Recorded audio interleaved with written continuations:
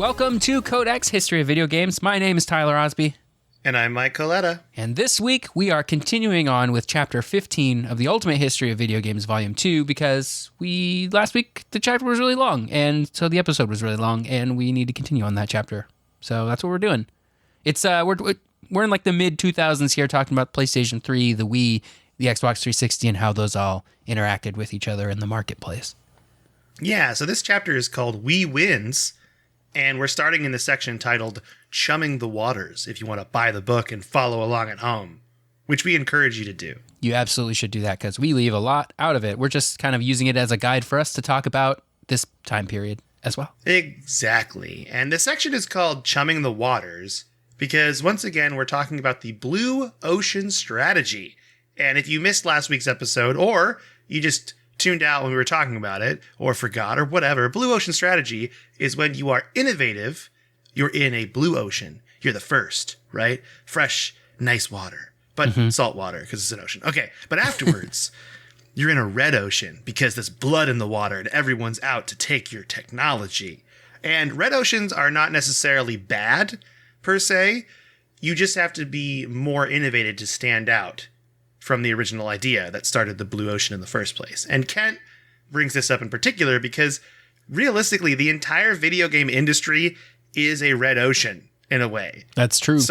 Starting all the way back with the Magnavox Odyssey, which Nolan Bushnell went to a Magnavox like show and saw, and then kind of started Atari. So like you could argue that, and even before that, they say the Magnavox Odyssey person might have gone and seen Tennis for Two, which is the first video game ever made. Well, there's an argument for that too, but a lot of people consider that the first interactive game ever created. So I don't want to get into that right now. But in this example that Kent talks about in the book, he talks about those two, but he also talks about when the N64 introduced analog sticks, Sony came back their generation next with a controller that had two analog sticks in it. So this brought up a serious red ocean incident during the 7th generation. And that's why we brought this up to talk about this today. And that has to do with motion controls. Oh, yeah. There's nothing quite like motion controls to exemplify this generation of gaming, if you ask me. That's right. And as we all know, Nintendo was the first with the Wii and the Wii Remote, or the Wiimote, if you like it that way. And Sony and Microsoft finally realized, whoops, we're behind here. We got to do something about this. And they decided to come out with their own motion peripherals. And Sony created the PlayStation Move. Now, the PS Move worked differently than the Wii Remotes. The Wii Remotes use infrared technology, which Kent states is kind of an older technology at this point. Yeah. While the Move uses motion tracking via the PlayStation Eye camera. And then the PlayStation Move controller actually has a built-in magnetometer. I don't know if I'm saying that right. Magnetometer? Magnetometer that sounds right. It sounds more sciencey. Yeah, magnetometer just makes me think of Magneto from X-Men. So I'm like, this can't be right. But I think it is right. So, and the magnetometer allowed more accurate motion tracking. And the PS Move also had 4-button interface, like the classic PlayStation, like X, square, O, and triangle buttons. And then an analog stick. Whereas the Wii Remote, as we all know, had like the A-B button and then the D-pad. It was very much like a NES controller in that way. So I love that Kaz Hirai's argument for why this came out so late was really just like a kind of a big dig at Nintendo. So I'm going to read this whole quote because I think it's really funny. He says, quote, "We also want to make sure the technologies that we offer are a complete package from day one. We don't want to be in a position where we're having to come out with something like PlayStation Move Plus 2 years from now. We take more time introducing these new technologies, but that's because we want to make sure we get it right the first time." End quote. Definitely not a dig at Nintendo, like Wii Plus, you know? It's funny, too, because he's like taking shots at Nintendo, and it's like, your PlayStation Move was not good either. So like, even though you came late, you were like a day late and $1 short, right? Like, it still wasn't good. Yeah, and they're straight up copying, too. Like, I mean, Everyone knows it. And Microsoft's doing the same thing when we'll get to Kinect in a second. They're just trying to, like, catch up with the fad at the time. And, I mean, there's, like... Did you ever use a PlayStation Move, Tyler? Not really. I maybe I'm talking smack in a way that I shouldn't be, because I didn't really use a PlayStation Move, but I don't remember there being anything interesting at all for it. That was the big issue. So the PlayStation Move, I didn't know this, actually sold pretty well. Even though purchasing all the pieces was kind of confusing, because if you already had the eye camera, you just had to purchase the controller for $49. And then there was something called a navigational controller that was sold separately for $29. If you didn't have any of it, then you could get a bundle that had the eye camera and the controller, the Move controller, for $99. But then you had to buy the navigation controller separately still for $29. I remember that, like, back, it was very confusing knowing what you needed to get. Like, I was like, these pieces are all part of the same package, but they don't come together because some games need them and others don't. And I was like, this is silly. I don't care anymore. Yeah, there just wasn't a bundle that was right. And that didn't stop the PlayStation Move from doing well, though. I didn't know this. They sold 1 million copies of the PlayStation Move in North America and 1.5 million in Europe. Wow, so I don't know a single person who had a PlayStation Move, not even one. Me too. It was a success in that sense, but I don't know anything really about it. I know it kind of also had the same issue that Kinect had that we're going to get to, which is it ain't got no games. You know, they didn't have that Wii, like we had Wii Sports, which instantly melded and made it all work together. You know what I mean? And both PlayStation and Microsoft really did not have that. Yeah, they tried though. Yeah, they really did. They tried. And now we move on to Microsoft, and they had the Kinect, if you recall. And one thing that Kent brings up about Microsoft was apparently in 2007, Microsoft also had a wand in development. They talk about in the book, I think they call it wand-to-wand combat. Microsoft and Nintendo almost had wand-to-wand combat that did motion tracking. But this was, of course, the brainchild of Jay Allard, but it never came to fruition. They built a prototype of the wand that worked, and it just kind of died in prototype, and they never used it. Because instead, what Microsoft focused on was their at the time named Project Natal. Natal. I remember that. Project Natal. Is it Natal? Oh, yeah, it was Natal. What's funny is I was going to say I remember it being called Project Natal, but I always said Natal. Like since I heard about this in 2000, whatever. Because I feel like I remember this, like at the forefront of video game news. I was like, Project Natal, because I was saying it wrong in college that whole time. So Project Natal was what would become the Kinect.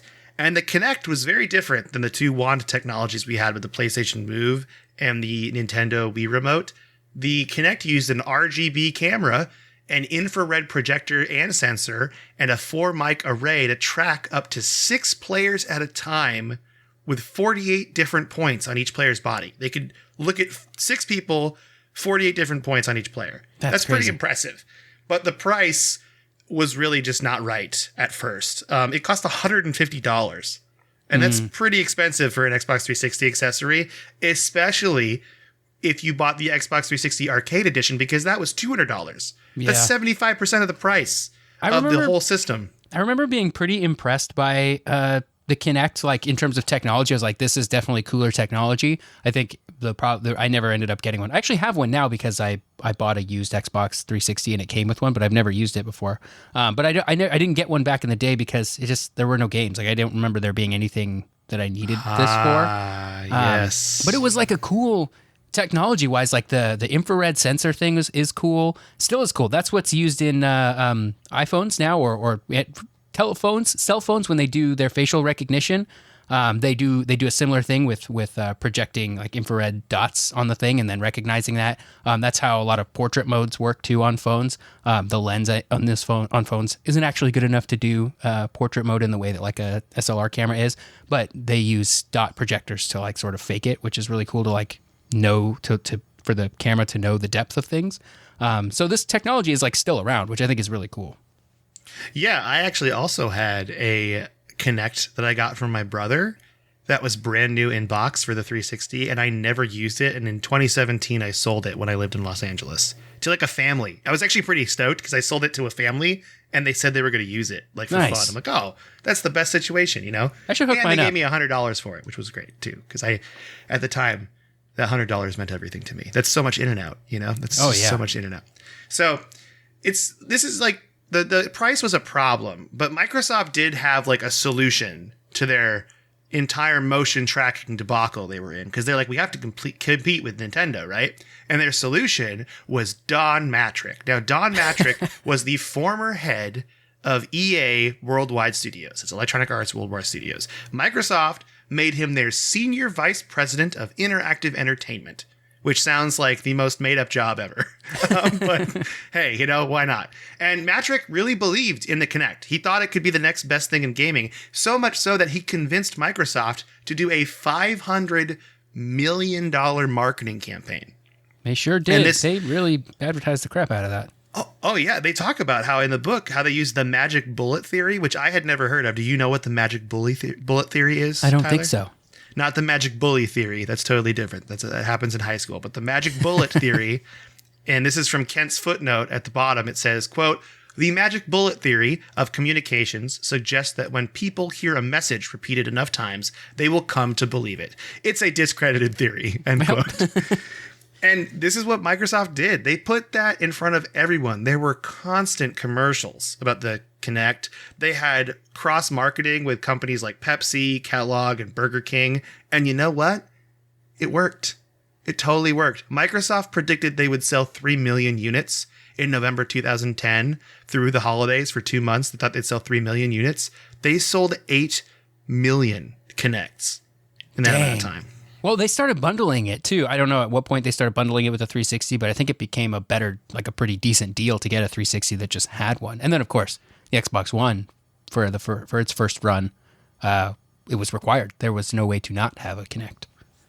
Yeah, and honestly, the Kinect is pretty interesting too because it was a good product. It did everything that they said it would do. It worked. It motion tracked. It was really cool, but the problem it had, and we talk about this all the time on this podcast, you know what it needed? It needed games. Kinect ain't got no games. Also, PS Move ain't got no games either.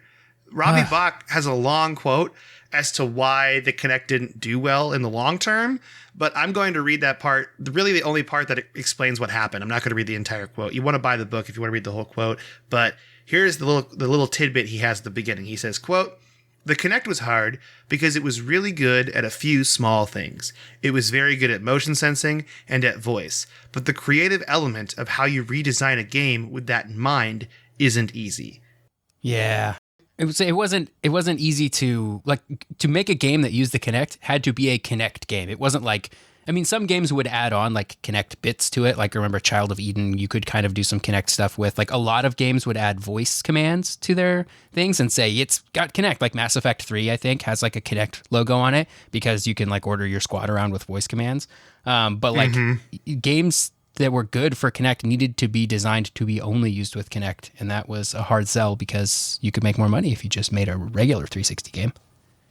Yeah, totally. And honestly, the best games that did really well on Kinect, there's only one. They were just dance genre games. Just Dance. That Dance was Central. Those were the dance genre games were the ones that really did well on Kinect. Now, Kinect did launch with Kinect Adventures, and then Rare made Kinect Sports, kind of like their version of Wii Sports, but it just didn't really hit as hard as those dance games did. And I actually looked this up because I was curious after reading this section that I was writing notes on today. I looked at the Kinect, where's it at now? Because I still have my Xbox One Kinect that came with my Xbox One. I haven't had it set up since probably 2015 because I don't like the idea of the camera just looking at me. I know it's not doing anything. It just weirds me out. But I looked it up, and guess what? Just Dance 2022 came out, and it has Kinect functionality. They're the only game I've seen that's new that came out with Kinect functionality. Does everything it require it? How else do you do Just Dance? Well, I looked it up and I was kind of confused by it. I don't know if this is how it works, but apparently there's something you can do with your phone. Oh, to add use functionality. It as a motion control. Yeah, you have your phone set up like a motion control, and I'm wondering now that you just mentioned this thing about infrared cameras, if you put your phone up and it uses the front-facing camera as a way to see where you are. Maybe? I don't know. I don't know if that would work. I have no idea. Probably more likely it uses the accelerometer and gyroscope in your phone. You probably just hold on to it in your pocket. Yeah. You just keep it in your pocket. It does it. Okay. Well, maybe I'm making up technology that doesn't exist. But I also remember during Kinect's heyday, we all thought Minority Report was on its way, and Kent mentions that in the book, and I thought that was really funny. He references the same thing that all of us were talking about in 2009, 2010 about everybody always says Minority Report, happen. Minority Report. I love that like this is like this shared cultural thing that we all want that just never seems to materialize. And it could totally happen. Like somebody could make Minority Report interface for Xbox with Kinect. And maybe you can. You can kind of like swipe around with your hands and stuff? You can. It was a part of it. The only thing it doesn't have is, I mean, it's on a screen still, whereas in Minority Report, it's like the computer screen's like a hologram and you're like grabbing stuff out of the air and it's like actually moving and doing things. But which seems really difficult to see. Yeah, it would be hard to see. You know, I bet you they wouldn't really have a good colorblind mode for that for me. It would I have hard. a bone to pick with like see-through screens and holograms. That like it's always projected in the future as like holograms are like this new technology, and I'm like, how is this hologram actually better than a screen? When it's like, I guess Star Wars is maybe not a great example because that happened a long time ago in a galaxy far, far away. But like holograms always tend to look sort of like the Star Wars ones, and it's like it always looks terrible. It's like sort of blue in color. It always has like real weird glitches in it. I'm like, why wouldn't you just use a regular screen like a normal person? If that was your option, right? If your holograms look like that, why is that better than a screen? Yeah, totally. It's I don't get it. So that's my sci-fi bone to pick anyway. Well, Tyler's coming after you, sci-fi. Watch out. Here it comes. Yeah. So now we're on the section called Fighting for Silver. And we've talked about this a lot on the show before, but the book here starts with talking about how Nintendo is in solid first place in terms of number of units sold. Like Wii is just like hotcakes and gangbusters. It's really just doing great out there. But the real fight is down with Microsoft and Sony for second place. It wasn't that they didn't try to compete with Nintendo, like we just talked about. PlayStation Move and Kinect just didn't get that market penetration that they would have wanted to consider themselves actually competing with the Wii. But sometimes it's a good idea to just focus on your niche and not try to be everything to everyone. The Wii sold so much because it was marketed towards everyone, even non-gamers. And I would argue to the detriment of the hardcore gamer crowd. That's not to say that the Wii didn't have great games. It even had like some really good core games for core gamers. But if you were somebody who identified as a gamer in the mid-2000s, your primary system was not likely to be a Wii. You probably had a Wii plus something else, a PC, an Xbox, or a PlayStation. So Microsoft and Sony were fighting for that something else, just like they predicted they would when the Wii's controller was unveiled at E3.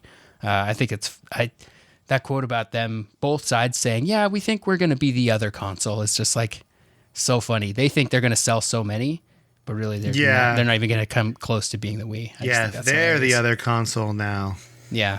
So in 2006, Microsoft was in firm second place. They had sold a lot more consoles than the PlayStation 3 because, and the book points out this isn't like a very fair comparison because Sony only had about a month to sell PS3s in 2006, and Microsoft was selling Xboxes for the whole year, that year of head start. So it was less good in 2007. Microsoft had Red Ring problems, and Japan they were still not doing great there. The 360 was better in Japan than the original Xbox, but it wasn't great.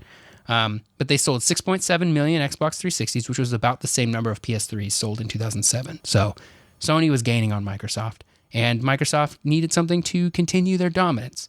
So there's a quote from J. Allard where he talks about, what's our Retsin? Mike, are you familiar with Retsin? I am not. And I was kind of confused when I read the chapter part of this because I'm like, I feel like there's a thing here I'm missing. Yeah, I think there's a cultural element here, which I'm going to attempt to explain in my brief looking around of what this is. But Retsin is a compound used in Cert's breath mints. It's not really special on its own, but what it did is it gave them something to advertise. It's the little flakes in it, that like when you see a Cert's breath mint, you can see those little flakes.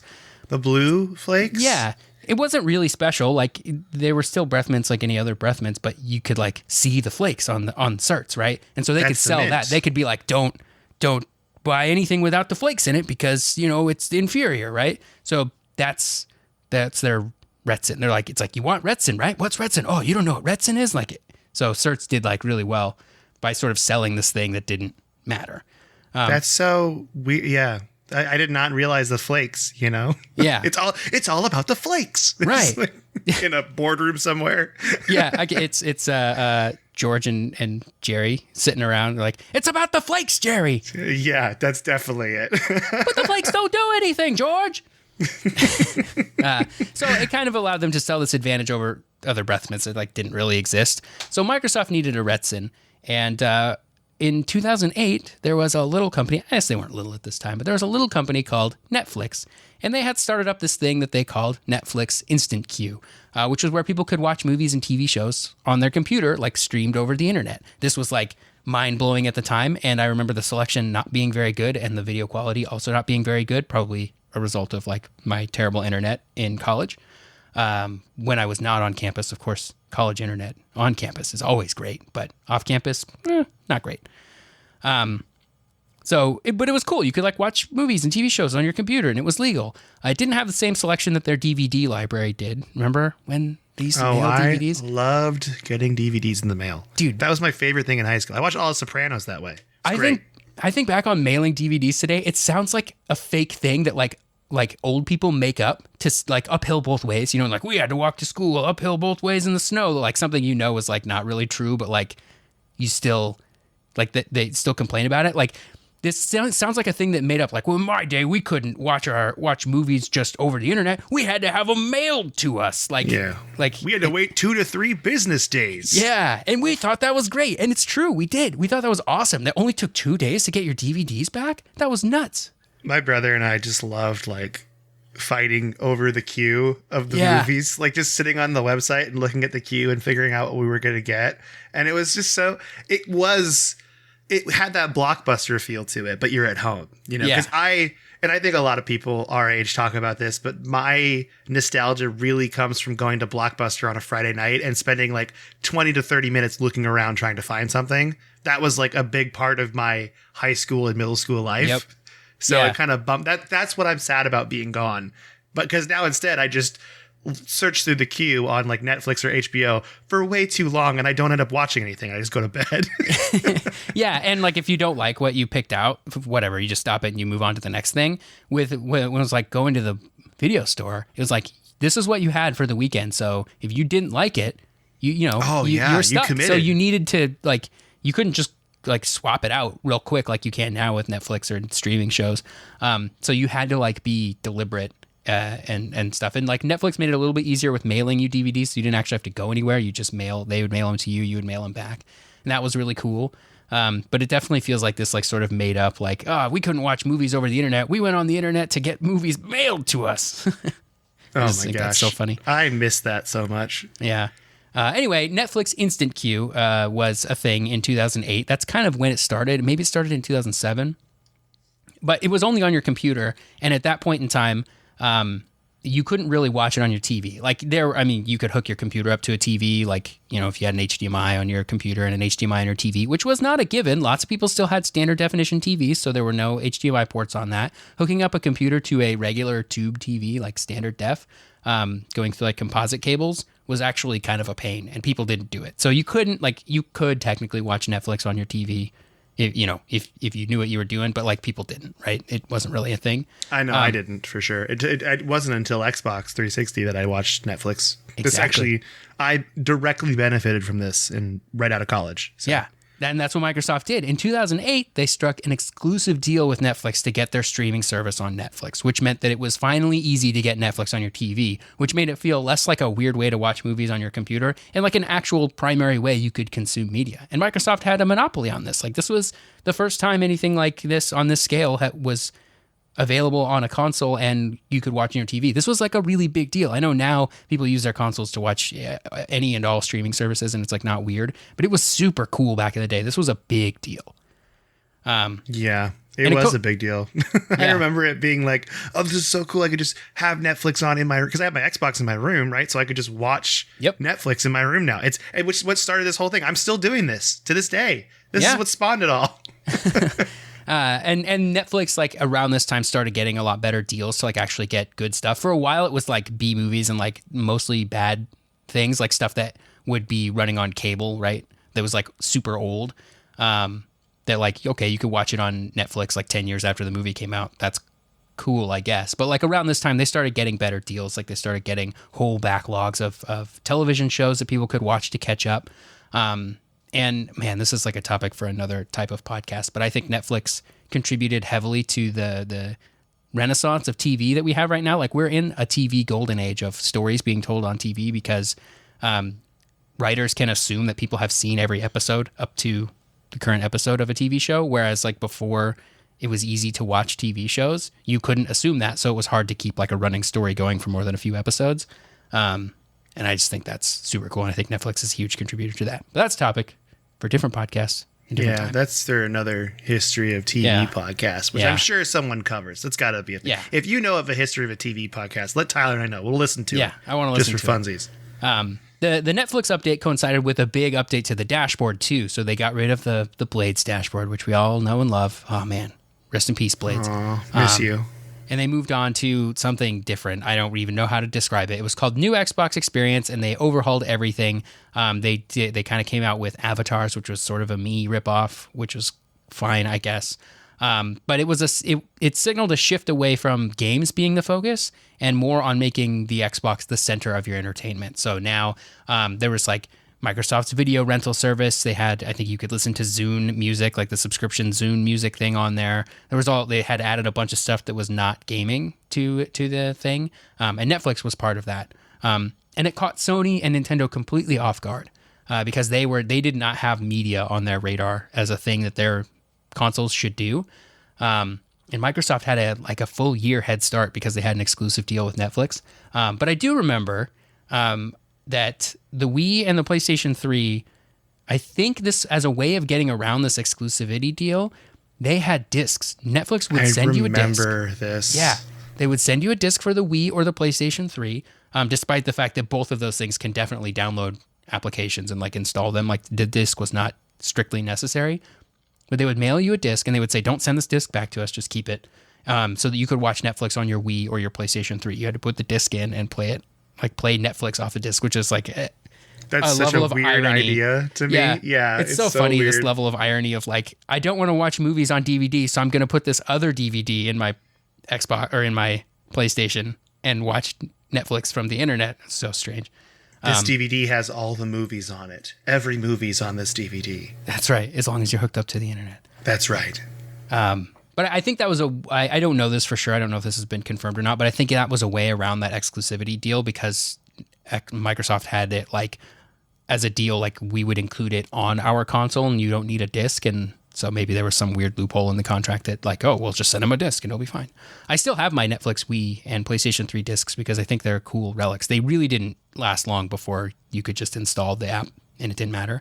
But I thought they were pretty cool. And I thought they would be like worth money at some point, but I don't think they are. I think they're worthless. No one cares. But I hang on to them because they mean something to me. 50 more years? Yeah. They might be worth something. Also, this might be the point where we see Microsoft kind of think that this is what their next console is going to be. Because remember, Xbox One launches with like, we're a media console. Yep. And it's like, this is kind of the beginnings of that, I think. This was for sure the start of that. Yeah, you're absolutely right. So, yeah. Fun fact, for a long time, maybe still, there was a disc to watch Netflix on the PlayStation 2. I think it only worked in Brazil, though. That console was like really popular in Brazil for a long time. It still got, I think the last game released for it was like FIFA 14. That's so, I mean, that's awesome. There was, a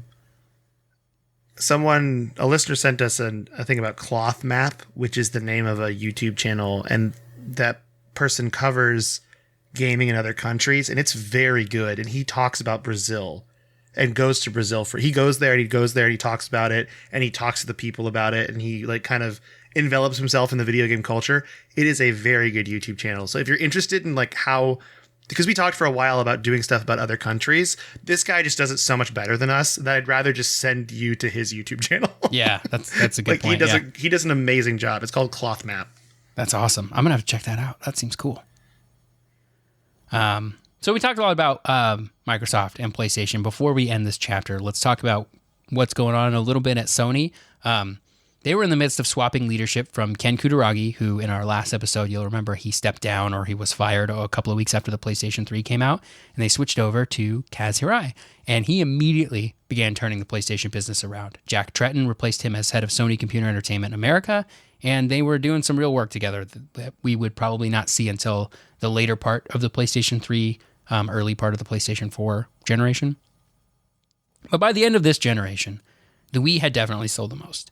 I knew people that still used their Wii as a Netflix box, like until really recently, until they probably bought a new TV that had Netflix built in.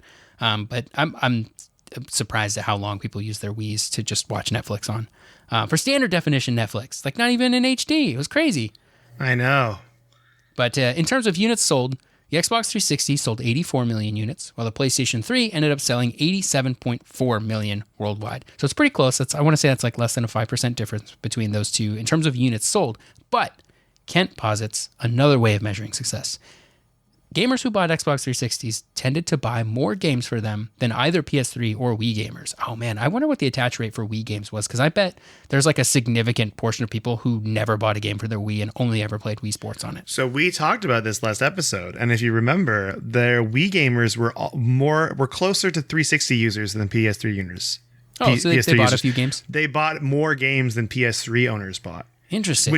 They were in the middle, which I agree with you. It seems like Wii people got Wii Sports and they just never bought a game again. But that's not true, because I think they had like Mario Kart. You think about all the games like Galaxy, Mario Galaxy. They had the Zelda games that came out on Wii. Like, they had a good amount of stuff. That's true. But yeah, in a business where selling, it's all about selling blades, not handles, to use the razor analogy again. The hardware is just there to sell software. So if you're actually selling more games on less hardware, you might be making more money. You probably are, especially when units sold is so close, 84 million to 87 million. If people are buying more Xbox games, it's probably likely. We don't know for sure because we don't know the exact numbers of like money that these groups made. But Kent thinks that because of these things and a few other things, like how often games are discounted, stuff like that, that the Xbox 360 actually likely made more money than Sony. Which I guess is really what it's all about in our world. Except that they lost $1 billion on the Red Ring of Death. So, yeah, all right, well, that's tough. Yeah, when you put the Red Ring of Death stuff in there, I don't think they won in profits. But they definitely saved face, and they competed, and they had a profit. So yeah, and they saved their profits. Like, if they hadn't done that, they would have probably not been able to launch another console. And they would have just died. I don't think there would be another Xbox if they didn't do that. Totally. So that was the right call. But that's it. That's the chapter. Mike, what you been playing? Well, I have been dabbling in quite a few games this week. So, Pokemon Arceus came out. Arceus? I don't know. They say Arceus in the trailers. In the trailer? Okay, so that's what it's got to be. Because Arceus is super fun. I haven't played it as much as I'd like. I put like 3 hours in it so far. And my goal, after I get this episode edited and up, is to play Pokemon Arceus for the rest of my long weekend, which is great. All right. Yeah, I'm super stoked. I played that. Love it. I'm really digging the whole like catching mechanic. It's fun. It's repetitive, but not in a bad way. A lot like how shooting aliens in Destiny is repetitive, but not in a bad way. It just feels fun. But definitely I'm starting to notice the weird like jankiness is how I would describe it of the game, where Pokemon drop in frame rate where they're kind of farther away, and the cell shaded graphics really are not like, they're not Breath of the Wild quality. But those things don't really matter to me now as much. So I'm having fun with it, and I'm really enjoying it. And I'm excited to play through the whole game.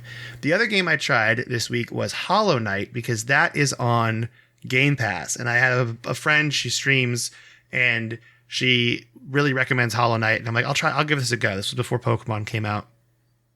And I love it. I'm having a great time with this little platformer. It's so cute. It's like a cute bug world, but everyone's trying to murder you. It's fantastic. Big fan. It's very hard, but in a good way, and I enjoy that. So I played that a bit. I haven't played a lot of Witcher 3 this week because Pokemon and Hollow Knight came out. And then I also was playing some Jurassic World Evolution 2, and I've beaten like the 2 non-challenge modes, and I'm calling that pretty good for now. Like, I might play a little more later, but with the challenge maps, but I've gotten my money's worth out of it for sure. And then on top of that, Stardew Valley I just downloaded, and I was playing it on mobile, but it's also on Game Pass, and I might pick that up too. So I'm kind of floating through a lot of games right now, just trying to figure out where I sit, Nice. But I'm having a good time. What about you, Tyler? What have you done this week?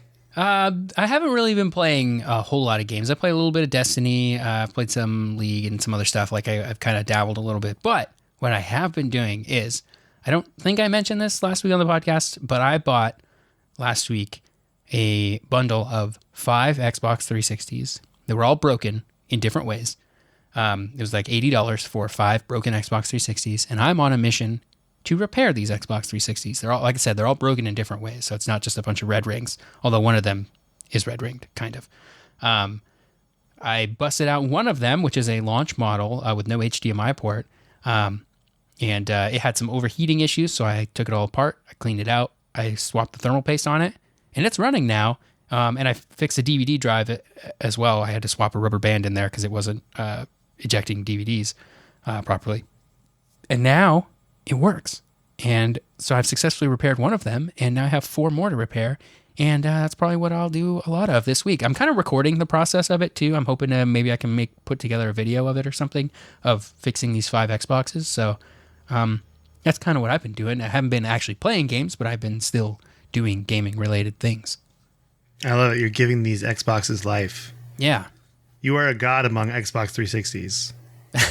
Is that what you say when you give them life and you turn them back on again? Yes. I say, rise, my minions. You have a lab coat on that says Dr. Tylenstein on it. It's great. It's fun for everybody. Well, that's awesome. Well, we have some emails to read. You want to read some emails? Yeah. This first email is from Micah, and Micah says, Wii U Games episode. I realize I'm a little late to the party here, but I have a game you guys missed on your list of Wii U games. A pretty big Nintendo title, Yoshi's Woolly World. It is the predecessor to Yoshi's Crafted World on the Switch, but I actually prefer this version to the Switch game. In Woolly World, in each level, you could unlock a new pattern of colors for your character. It was pretty cool. They had an NES pattern scheme, an SNES pattern scheme, and an N64 one too. You might want to check out a YouTube video of it if you haven't played it. Me and my wife enjoyed playing this game together. I look forward to playing this game and Crafted World with my kid when they're old enough to be able to play video games. I really wish they would port this version to the Switch along with the Wii version of Punch-Out. Nice. That's awesome. Yeah, we did kind of miss some Wii U games, I think. That's the console that I'm like probably least familiar with. Yeah. The Wii U and definitely the Dreamcast are the 2 consoles that I really never touched in my whole life. So I'll also, of course, all the weird Vaporwave consoles we've talked about too. Vaporware consoles, not Vaporwave consoles. Oh man, I would play a Vaporwave console. Oh, I know. We both would. But that sounds great. Well, Yoshi's Woolly World. We'll look into it. And we're also going to be, I wonder what Wii U stuff's going to come up in the book too. So yeah, I hope he talks about it. I hope so too. So, all right. Well, thank you so much, Micah, for your email, and we will check out Yoshi's Woolly World. Sweet. We got an email here from Will from Ohio. He says, Dear Mike and Tyler, hi, Will from Ohio here. Wanted to say, I broke the rules last time by not giving my name and state and wishing spider butts upon you. So from here on, that will change. There's not a rule against that. You can just say, you don't even have to give your name. You don't have to tell us anything. We'll probably still read your email. But the spider butts is a rule. That's required. It's a firm rule. My questions for you today are about game mechanics and indie games. Are there any games that either of you have played that you really thought nailed their genre because of game mechanics or elements? If so, what were those mechanics or elements and why did they nail it for you? For me, this game was Horizon Zero Dawn on PlayStation 4. I think Guerrilla Games nailed the combat in Horizon compared to other games in its class for several reasons. 1, the combat is varied and interesting. There are lots of different elements of combat to play with, i.e. stealth versus head-on combat, exploding elemental canisters on monsters, using different weapons and ammo types, being able to control certain monsters to fight for you, using monster behaviors and patterns to your advantage in fights. 2, the combat is scaled appropriately and gets more difficult to master in later stages and playthroughs on harder difficulties. The game does a great job of balancing teaching you the game, but also letting you learn from your mistakes once you can roam around more. It also never gets old to pull off sweet combos and take down giant monsters by yourself. 3, the game makes you use all of the weapons at some point based on monster strengths and weaknesses. I think this is by far one of the most underrated critiques in games. I hate when games have super cool weapons and there's no good way to use them, or they just suck compared to other weapons. In several games, I feel like you progress enough and then you get pigeonholed into using a few weapons for the rest of the game. For several of the harder fights in Horizon, I used every type of weapon I owned from various forms of ammunition. The way this game makes you use every weapon was something I hadn't seen in a game in a long time. As for indie games, I was wondering if you guys had any recommendations for indie games to play. I recently just finished Breath of the Wild. Don't ask me when I started playing because it's embarrassing how long it took me to complete, and would like something I can complete in 10 to 20 hours. However, with all the indie devs and game types out there, I feel overwhelmed. The last indie game I played was Hyper Light Drifter, which was an awesome isometric shooter roguelike game. Warning, hot takes, I played both Celeste and Dead Cells, which were the most recommended indie games to me, but I couldn't get into them. So I thought I'd see what your guys' thoughts were. Thanks for reading, and mucho arachno buttocks to you both. Will from Ohio. Well, should we start with the one where the mechanics are elements and they nailed it? Yep. Because I think you and I might have a very similar one here. But Mario plus Rabbids Kingdom Battle, I think just nailed it. Oh, yeah, absolutely. Because they do a thing like with XCOM, you get really lost in like the percentages of hits.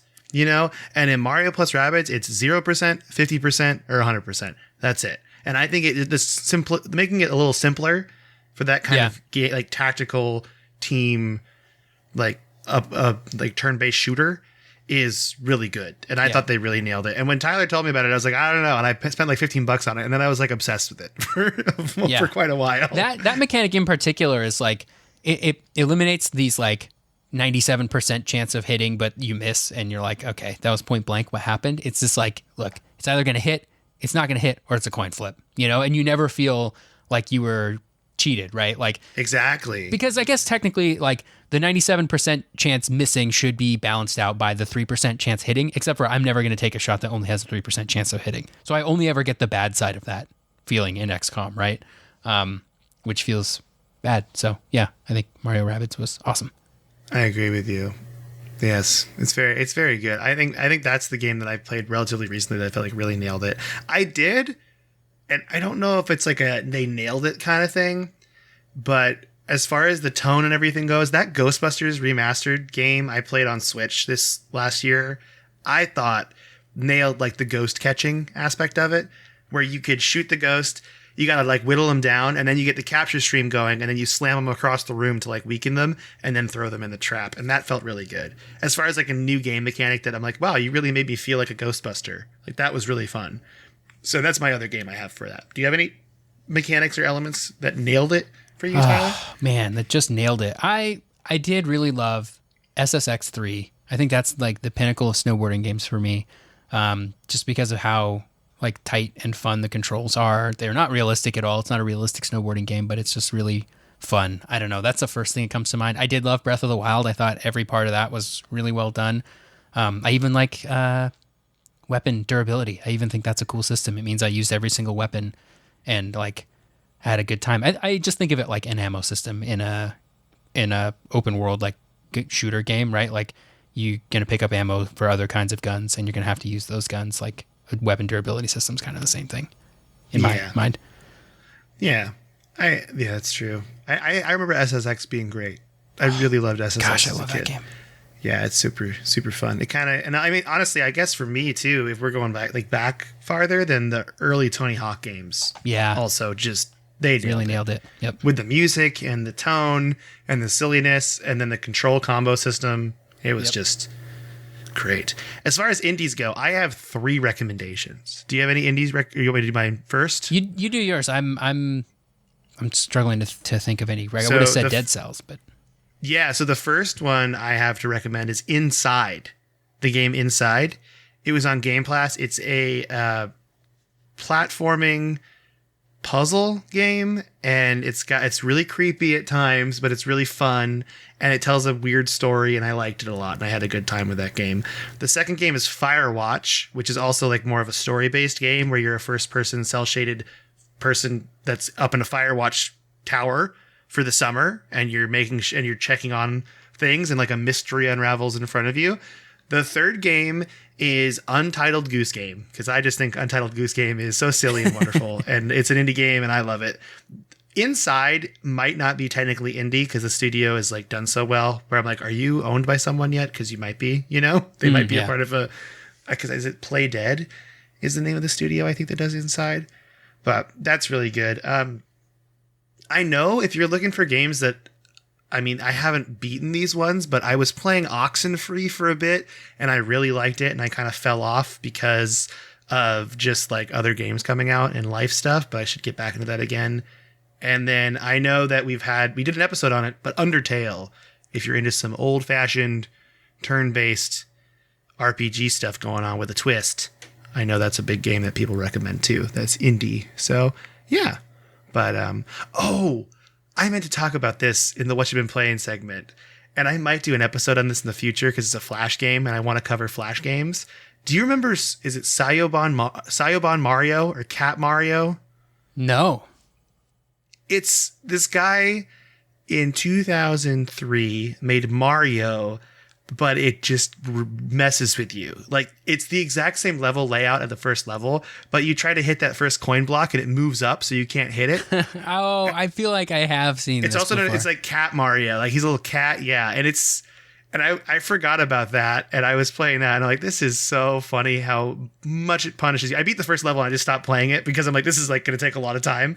But I could see myself sitting down one day and trying to beat this game. So I played that this week also. A teacher showed it to me, and I'm like, that's awesome, because this is a silly game that is very hard. And we had the students play it too in class, and they all got really mad. And it was hilarious because they were raging. So, but yeah, those are my indie recommendations. But other than that, I think that's it for that email, right? Do you want to read? We got one more to read. Want me to read it? Yeah, go for it. All right. This last one is from Steven. It says, Achievement Unlocked, Core Memory Restoration. That's the subject line. Ooh. Hi, Mike and Tyler. I hope all is well. I understand this email might not make it on the podcast because it is mildly not safe for work. Uh-oh, scandalous. But I have to share a memory I was reminded of while I was listening to the history of the Xbox 360 release. As I was learning about its release, I fondly thought back to my first experiences with my favorite console, specifically when I got Xbox Live, when I first got Xbox Live. I was 10 in 2007, and I had to beg my parents to buy the subscription for me because all my friends were playing Halo 3 and I couldn't join them. I remember I loved Halo so much, I still have achievements unlocked from before they could be date stamped, like they are once you are online. I never know what day my 10-year-old self got this first achievement. All that aside, around the holidays, I was finally able to convince my parents to get me Xbox Live. Although they were still a little apprehensive to allow a 10-year-old free access to play video games with strangers on the internet, they were willing to watch me load in for my first few games to monitor what it was like. After my very first game of Halo 3, Slayer on Valhalla, I will never forget it, I received a friend request from a random person whose name was, and I can't say the name. This is the not safe for work part of the email. We're not going to say the name. I'll put the name in the Discord because I actually say the Discord is not safe for work. So people know that. Like, it's relatively tame there, but like, I will put this email in the Discord if you want to know what the name is. The email goes on to say, all else I can remember is my dad losing his mind with laughter, my mother screaming at both of us, and me innocently asking what the word meant. Thankfully, I was still allowed to continue nurturing my passion for gaming online once I promised to decline friend requests from people I didn't know. I really have you guys to thank because I probably wouldn't have thought back on these hilarious times with such focus without your podcast as inspiration. Please keep up the good work. Your listeners thank you. Cordially, Steven. Thank you, Steven. And that is funny. Very funny. And I also like what a total dad move to laugh really hard at that because my dad probably would have laughed at it too. That was great. So, all right. With that, I think that's the episode for the day. If you want to email us, you can email us at codexhistorypodcast@gmail.com. You can join our Discord either by sending me an email for an invite. I'll send you one. Or you can go to my Twitter page @MeColetta and click on the pinned tweet at the top of my profile. That is a Discord invite link that never expires. Tyler is also on Discord as well at SneakerElf, ELPH. I think that's it. Right, Tyler? That'll do it. Do you want to say bye to everybody? Bye, everybody.